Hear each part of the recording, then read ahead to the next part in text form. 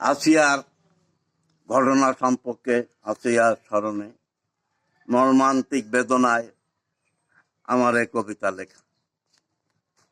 কবিতার নাম আধুনিক সভ্যতার সিঁড়ি। কবিতা মধ্যযুগের সেই আদিম বর্বরতা, নৃশংস সহিংসতা, খুন গুম রাজধানী ছিনতাই ইফটিজিং ধর্ষণ নারী নির্যাতন সভ্য সমাজে দেখে আজও বিরাজিত।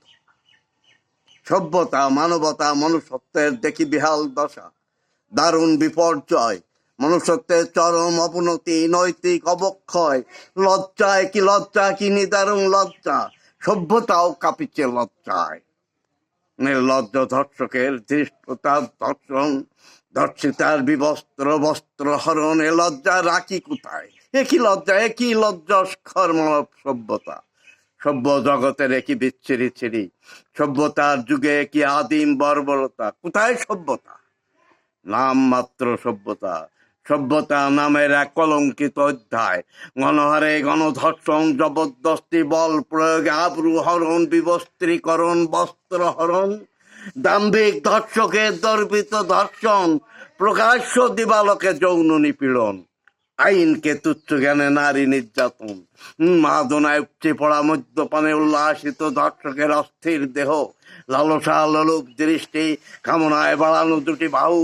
ধর্ষকের জবরদস্তি, বল প্রয়োগ, আবরোহণ, নারী নির্যাতন, নারীত্বের চরম লাঞ্ছনা, শ্লীলতাহানি, সম্ভ্রম লুট, বিবস্ত্রীকরণ, বস্ত্রহরণ। এ কেমন হাস্যস্কর মানব সভ্যতা! সভ্যতার এ কেমন বিচ্ছিরি ছিরি! দাও, জবাব দাও, বলো হে আধুনিক সভ্যতার দাবিদার, সমাজ সংস্কারক, সমাজপতি, সমাজদার।